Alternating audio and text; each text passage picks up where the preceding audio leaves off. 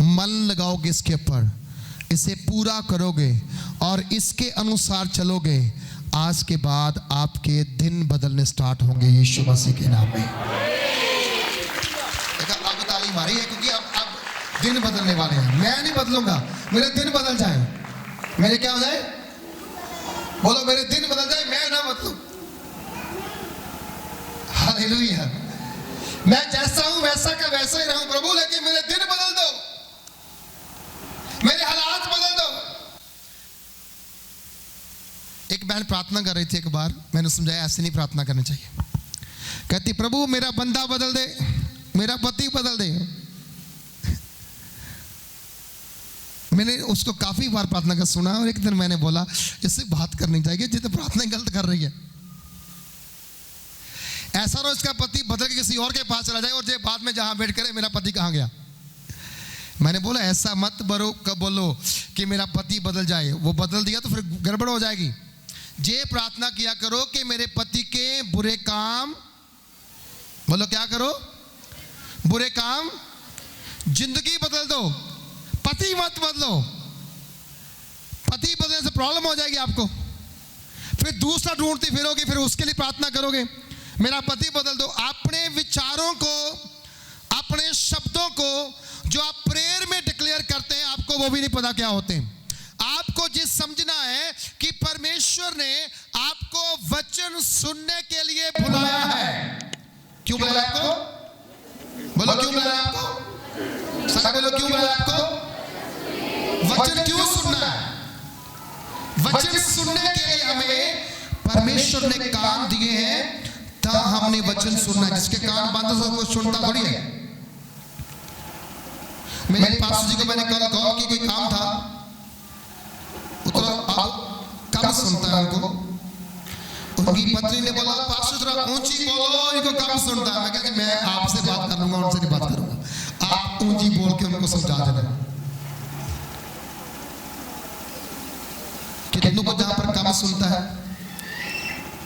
किसी को नहीं, सबको बहुत अच्छी तरह से सुनता है। तो प्रभु का वचन कह रहा है परमेश्वर यहोवा का वचन क्या करो, सब बोलो क्या करो, क्या करो जी, सारे बोलो क्या करो। क्यों सुनना वचन? क्योंकि अभी आप सूखी हड्डियां हैं। बोलो क्या है? आपको जीवित होने की आवश्यकता है, आपको हरा भरा होने की आवश्यकता है, आपको चंगा भले होने की आवश्यकता है। आप कब्र में मत पड़ो, कब्र से बाहर निकलने की आपको आवश्यकता है। कब निकलोगे आप? जान क्या हुआ है? कहते हैं वचन सुनो, यहोवा परमेश्वर तुम हड्डियों से यूं कहता है। परमेश्वर यहोवा तुम हड्डियों से यूं कहता है। आमीन। कि तुम्हारी हाँ की हाँ और ना की, बोलो हाँ की हाँ और ना की वफादार बनिए। क्या बनिए? सब बोलो क्या बनिए? मैं अपने काम के प्रति बहुत वफादार हूं।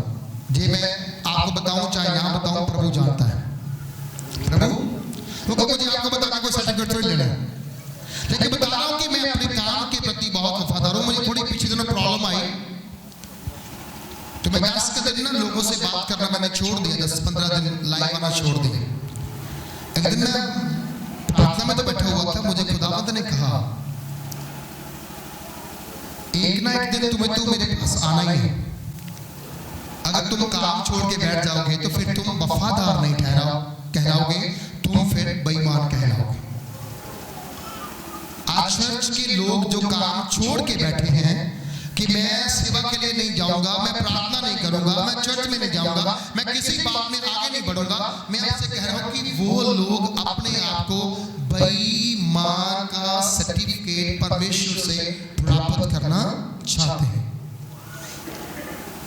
3 व्यक्तियों की दृष्टांत दिया प्रभु ने, एक को 5 तोड़े दिए, एक को 2 दिए और एक को दिया किसने? एक मालिक ने दिए जो अपने दासों को बुलाकर कहता उनको योग्यता के अनुसार, योग्यता मतलब जैसा वो काम कर सकते थे, जितना काम कर सकते थे उतना काम करने के लिए उसने उनको तोड़े दिए और उनको बोला मैं वापस आके हिसाब लूंगा। आपका भी स्वामी है, आपका भी उसका नाम प्रभु। सच बोलो, उसका नाम क्या है?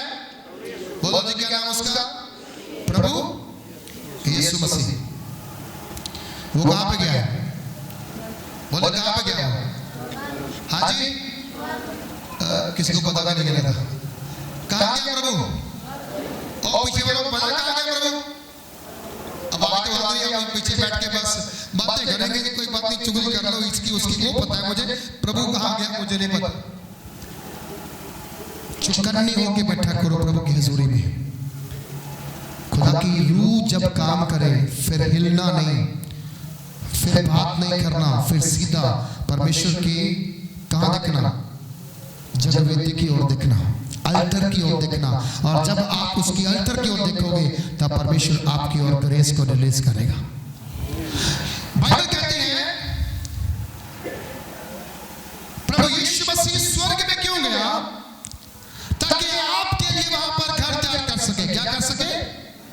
आपके लिए वहां पर, क्योंकि उसके पिता के पास बहुत सारे निवास स्थान हैं, पर फिर भी उसने कहा मैं जाता हूं तुम्हारे लिए क्या करूंगा? क्यों बोला? आपको साथ ले जाने के लिए। बोल क्या करने के लिए? साथ में। प्रभु आपको फिर क्या देके गया है? एक काम देके गया ना। सुनो भाई, एक काम देके गया ना, है ना। कभी कभी सोनिया कहती है आपसे मैं सारे बर्तन धो के जाया करूंगी, लेकिन एक महीने के बाद फिर पलटी। क्योंकि हम बोलते हैं मनुष्य खुश करने के लिए, हम करते नहीं हैं वफादारी के साथ। हालेलुया। मैं आपको बताऊं, मैंने अपने जीवन में सीखा है वफादारी नहीं तो कुछ नहीं। स्वर्ग में भी वफादारों का ही स्वागत होना है। बाइबल कहती है जैसे तुम्हारा बुलाने वाला है वैसे तुम, तो वो कैसा है? लिखा गया वो वफादार रहा। किसके साथ? परमेश्वर के साथ। कहां तक? कहता है वो सलीब की मृत्यु तक, मौत तक क्या किया? अपने पिता के साथ वफादार रहा। कहां तक? सलीब की। आप पढ़ के देख लो, फिलिपियां 2 अध्याय को पढ़ के देखना करने वाला क्या है? वो वफादार रहा, ईमानदार रहा। कहां तक? मृत्यु तक। उसने अपने पिता का इनकार नहीं किया। लेकिन आज चर्च हर बात में क्या करती है? इनकार करती है। हालेलुया। हर बात में इनकार। नहीं, इस प्रकार से नहीं। इसीलिए प्रभु ने जहां लिखा है तुम सूखी हड्डियां हो, तुम्हें वचन सुनना चाहिए। बोलो क्या करना चाहिए? क्या बोलो? हाँ, सुन के लागू भी करना चाहिए। Hallelujah. Praise the lord. Hallelujah. दोनों हाथ उठाओ जरा। सोने वाले बोलो हालेलुया।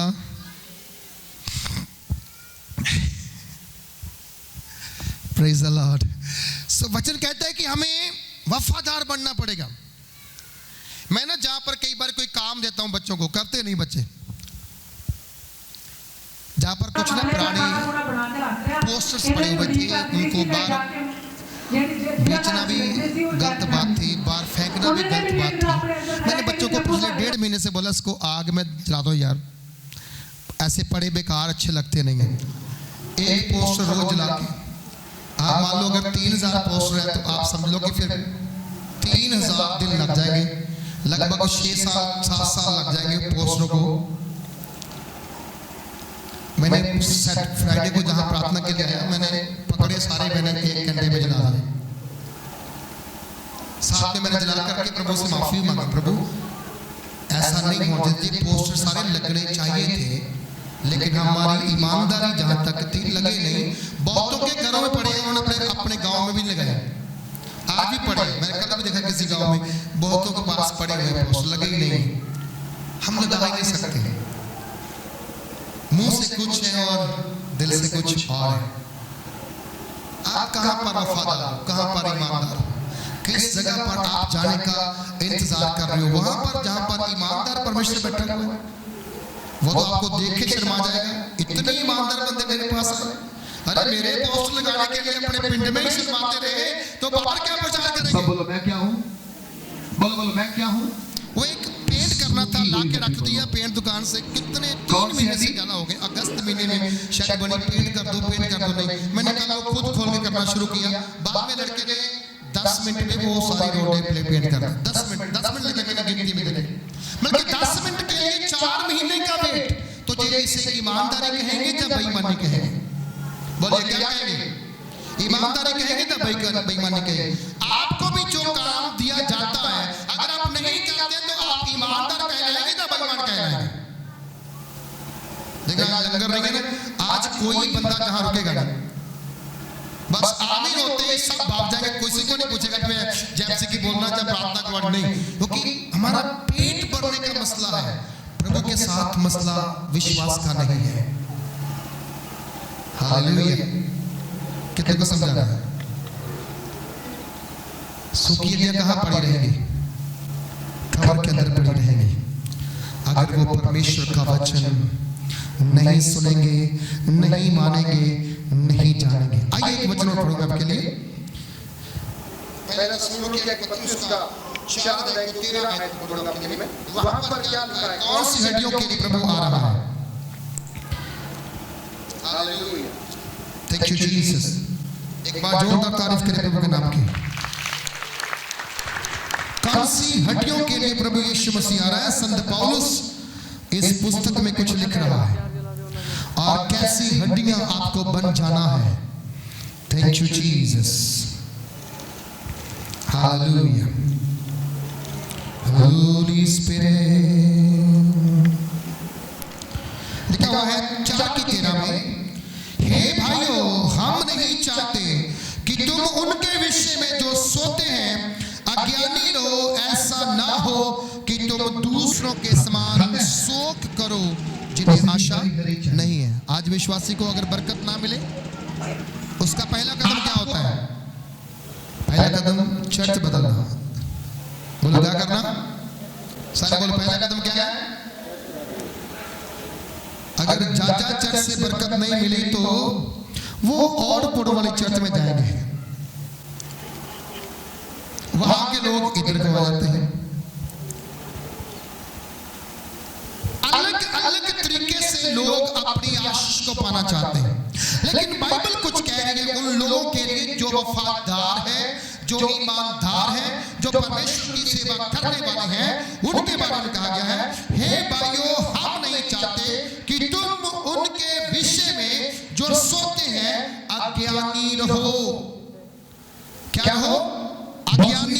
कलीसिया अज्ञानी ना बने। कलीसिया अज्ञानी नहीं कर पाते। बोलो कलीसिया अज्ञानी। तो बाइबल कहती है मेरी प्रजा ज्ञान के बिना क्या हो रही है? नाश हो रही है। उनको चर्च से बरकत चाहिए, उनको चर्च में चंगाई चाहिए, उनको सब कुछ मिल जाए, परंतु यीशु मिले चाहे ना मिले उससे कोई मतलब, बोलो उससे कोई मतलब नहीं है। लेकिन प्रभु यीशु मसीह के वचन में लिखा गया है, जक्की ने मन में कहा मैं यीशु को देखना चाहता हूँ। छोटे बच्चे थोड़ा जवान आगे आ जाओ। बोलो क्या करता हूँ मैं? यीशु को। सारे बोलो यीशु को। आज किसको देखना चाहते लोग? अपनी ब्लेसिंग को, अपनी चंगाई को, अपने घर को, अपने परिवार को, अपनी गाड़ी को, अपने विदेश के वीजे को, सब कुछ ये देखना चाहते हैं। यीशु को कोई देखना नहीं चाहता है। इसलिए जहां पर लिखा गया है तुम अज्ञानी ना रहो, ऐसा ना हो कि तुम दूसरों के समान शोक करो जिन्हें आशा नहीं। आप देखो जो दूसरे धर्मों के लोग हैं वो ऐसा ही करते हैं। अगर मान लो इस बाबा जी के पास कुछ नहीं हुआ, नेक्स्ट बाबा जी, फिर नेक्स्ट बाबा जी, फिर नेक्स्ट, फिर नेक्स्ट, फिर नेक्स्ट, तब तक उनकी मौत हो जाती है, फिर वो कुछ भी नहीं मिलता। तब तक उनकी मौत हो जाती है, कुछ भी नहीं मिलता। परमेश्वर इतना वफादार है। आदम ने पाप किया, बोल पाप किया किया ना? हवा ने पाप किया, उसने प्रभु की आज्ञा तोड़ी ना, क्या हुआ मालूम? परमेश्वर ने उनका नाम लिखा है कहां? बाइबल के अंदर। उसे क्यों लिखना था भैया? उसने पाप किया, आज्ञा तोड़ दी, उसका नाम क्यों लिखना है? पर परमेश्वर इतना वफादार है, कहता आदम अगर तूने पाप भी किया, गुनाह भी किया, मैं तो भी तुम्हें अपने जीवन से बाहर नहीं निकालूंगा। दाऊद ने पाप किया, समसून ने पाप किया, साउल ने पाप किया, पतरस ने 3 बार इनकार किया। सबका नाम बाइबल में क्यों लिखा गया है? क्योंकि परमेश्वर अन्य आज्ञाकारियों के भी अपने साथ लेके चलता है और समय आने पर उनको फिर से ब्लेस करता है, उनको आशीषित करता है। बाइबल कहती पहला मनुष्य ने पाप किया, पाप के कारण मौत आई। दूसरे मनुष्य, दूसरे आदम के द्वारा क्या आई? जिंदगी आई। सब बोलो क्या आई? अब क्या मालूम, आज हम वेट ही नहीं करते जिंदगी आने के लिए। हम कहते हैं बाहर की चमड़ी चंगी हो जाए। क्या हो जाए? बाहर की, सारे बोलो बाहर की। अंदर चाहे फंगल लगी रहे, कलर लगा रहे, अंदर चाहे हम लोग जैसे हैं वैसे रहे, लेकिन बाहर से साफ दिखने चाहिए। सुनो मेरी बात ध्यान से, बाहर से साफ मत दिखो, अंदर से साफ दिखो। मैं जानता हूं बहुत सारे लोग गंदगी में रहते हैं, झुग्गियों में रहते हैं, चारों ओर गंदगी ही गंदगी है, लेकिन आप देखना उनकी प्रार्थना घुटनों पे होती है। कहां पे होती है? सारे बोलो, घुटनों पे होती है ना। हम पोछे कैसे घर मारते हैं? बैठ के, झाड़ू बैठ के, कपड़े बैठ के, क्या करो? और चर्च में आके कुर्सी, ताकि मैं थोड़ा सा दूसरों से अलग दिखो प्रार्थना में, आराधना में, वचन पढ़ने में, है अलग दिखो परमेश्वर की पवित्रताई में, अलग दिखो अपने विश्वास में, अलग दिखो खुदावंत के काम करने में। ऐसे नहीं दिखना कि मैं जहां बैठूंगा तो शायद लोग कहेंगे ये बड़ा अमीर है। कोई अमीर नहीं, उसके सामने सारे भिखारी हैं। सारे बोलो, सारे क्या उसके सामने? मैं भी, आप भी। हम भी कहते प्रभु दे दो, सुबह दोपहर रात को यही बोलते ना, दया दे दो, काम दे दो, जे जरूरत वो जरूरत, जे जरूरत वो जरूरत। हम सारे क्या उसके सामने? भिखारी है। भिखारी देता थोड़ी होता है, लेता होता है। बोलो, भिखारी देता नहीं, लेता होता है। इसलिए हम लोग दशमास भी देने से क्या है? सूखे हैं। कमाते बहुत हैं, देते नहीं। क्योंकि हमें ये लगता है कि नहीं यार, हम अगर देंगे तो चर्च अमीर हो जाएगा। चर्च तो अमीर है। बोलो, चर्च तो अमीर है। आप तो मालूम ही नहीं, चर्च तो अमीर है। चर्च अमीर है तो ही तो कहां बैठे हो ना। समझाने की नहीं? आप क्यों जहां बैठे हो? ओके, चर्च अमीर है। बोलो, चर्च क्या है? किसमें? ग्लोरी में। बोलो, किसमें? महिमा में, प्रकाश में, आनंद में, खुशी में, जलाल में। वो आपको सारा कुछ जहां से दे के बेचता है। इसलिए वो क्या है? अमीर है। कहता है कि तुम शोक ना करो जिन्हें आशा नहीं। हमें आशा है, हम एक दिन प्रभु यीशु के साथ जी उठेंगे। है आशा कि नहीं है? ओके।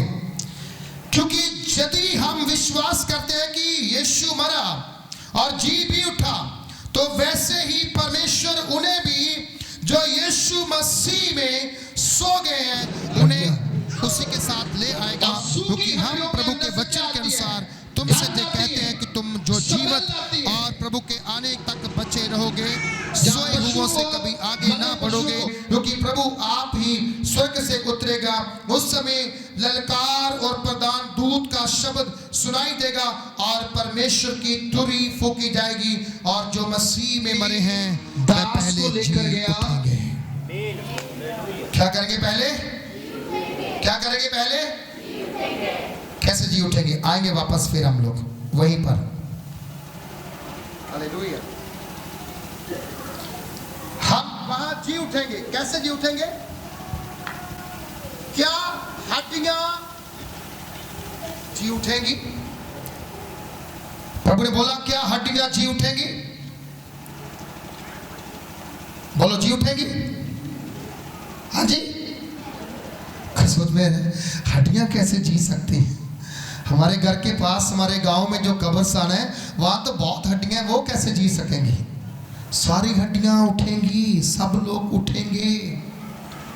पर कौन? जो मसीह में होके मरे हैं। कौन मरे हैं? जो मसीह में होके, जिन्होंने बपतिस्मा पा लिया, पवित्र आत्मा पा लिया, अच्छा जीवन जिया, प्रेयर किया, वो लोग क्या करेंगे? बोलो वो लोग क्या करेंगे? जी उठेंगे। और वचन कहता है तब उसने मुझसे कहा इन हड्डियों से भविष्यवाणी करके कहे, हे सूखी हड्डियों, यहोवा का वचन सुनो। चर्च आज परमेश्वर का वचन सुनो। सुनो परमेश्वर का वचन की कह रहा है, वचन क्या करो? सुनो और इसे मानो और इसे पूरा करो। दोनों खराब हो चुकी है। नस्ल देखो परमेश्वर यहोवा तुम हड्डियों से यूं कहता है, देखो आप तुम में मांस समाएगा और तुम जी उठोगी। क्या होगा? तुम में क्या आएगा? सब बोल, तुम्हें क्या आएगा? बोलो क्या आएगा? कौन सा मांस अब आएगा? वो मांस जिसके बारे में हम पढ़ते हैं, यीशु का मांस खाएंगे, यीशु का लहू। बोलो यीशु का मांस और यीशु का लहू।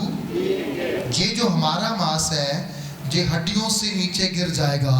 फिर वही मांस जो प्रभु यीशु मसीह का हमारे लिए तोड़ा गया, हमारे लिए गिराया गया, काटा गया, वो मांस जो हमने खाया है, जब प्रभु का आगमन होगा वो सारा का सारा मांस वापस हमारी हड्डियों के ऊपर अपने आप समा जाएगा और आ जाएगा। और हम क्या होंगे? जी उठेंगे। बोलो क्या करेंगे हम लोग? सब बोलो क्या करेंगे हम लोग? हम जी उठेंगे। क्यों? क्योंकि किसी का मांस हमारे ऊपर चढ़ा है, किसी की सामर्थ हमारे ऊपर चढ़ी है। मैं इधर पढ़ रहा था, अलीसा की डेड बॉडी को लेके जा रहे थे। अलीसा की डेड बॉडी को लेके जा रहे थे। डेड बॉडी को लेके जा रहे एक मुर्दा, शायद वो पहले दफनाया हुआ था, जहां अलीसा की कब्र के ऊपर गिर गया। बोला वो जैसे टच हुआ, मुर्दा फिर जी उठा। मुर्दा फिर क्या हुआ? क्यों बोला? क्योंकि नबियों में इतनी ताकत है।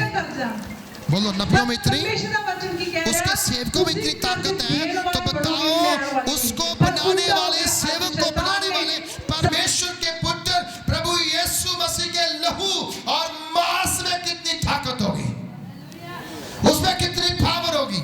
और वही ताकत, वही वचन जो प्रभु यीशु मसीह है, उसको कह रहा है कलीसिया सुनो वचन। क्या करो? सुनो वचन। वचन सुनने से आप जीवित हो जाएंगे। बोलो आमीन। हालेलुया। वचन सुनने से आप क्या हो जाएंगे? अभी तक आप मुर्दा हैं, कल के दिन आप जीवित होंगे यीशु मसीह के नाम में, अगर आप उसका वचन सुनेंगे तो। हालेलुया। कहता है परमेश्वर तुम हड्डियों से यूं कहता है, देखो मैं आप तुम में मांस, सांस, सांस मतलब अच्छा देखो कि ओ मामा दा हाथ सांस, कितना मां बाप हो रहे हैं, कितना मां बाप कल्प रहे हैं। मैं जीवित हूँ, आप जीवित हैं। मालूम क्यों? हमारे अंदर एक जीवता क्या है? सांस है। सारे बोलो लंबी सांस लो, लंबी सांस लो।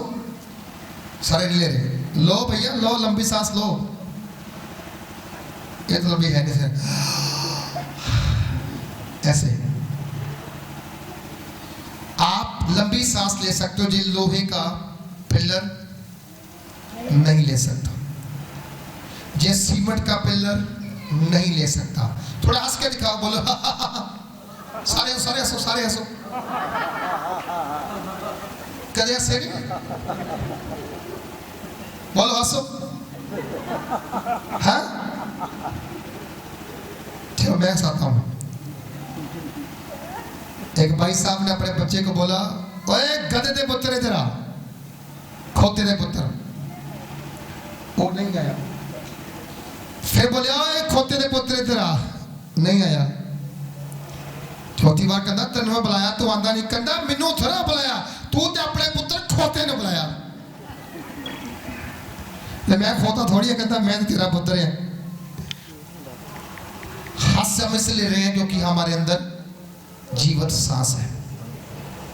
हालेलुया। वचन कह रहा है, कहता कि मैं आप तुम में सांस समाऊंगा और तुम जी उठोगी। हड्डियों में सांस अब किसकी आएगी? परमेश्वर की। जो खबर में है, जब प्रभु यीशु मसीह ललकार के साथ स्वर्ग से उतरेगा, कहता है कि बड़ा शब्द सुनाई देगा थुरी का, स्वर्गदूतों की फौज आएगी। लोग कहते हैं वो व्हाइट घोड़े पे सवार होकर, कैसे आएगा? व्हाइट घोड़े पे सवार होके। उसका अर्थ क्या है? क्या अर्थ है व्हाइट घोड़े का? व्हाइट घोड़े का अर्थ पवित्रता है। सब बोलो क्या? सारे बोलो क्या?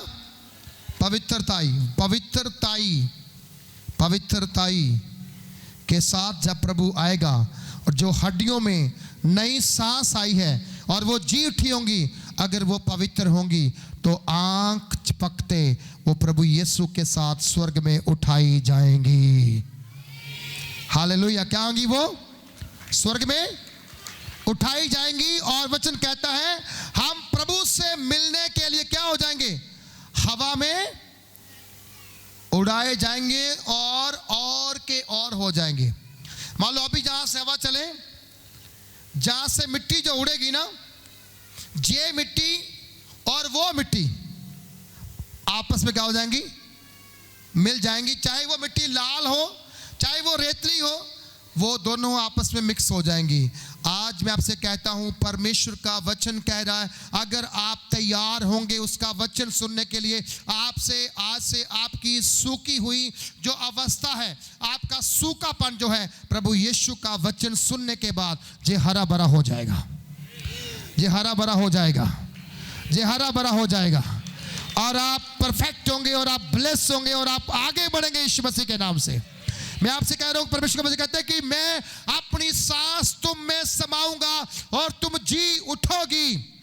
और कहता है मैं तुम्हारी नसों में उपजा कर सांस चढ़ाऊंगा और तुमको चमड़े से ढांकूंगा और तुम में सांस समाकर और तुम जी जाओगे और तुम जान लोगी कि मैं यहोवा हूं। मैं कौन हूं?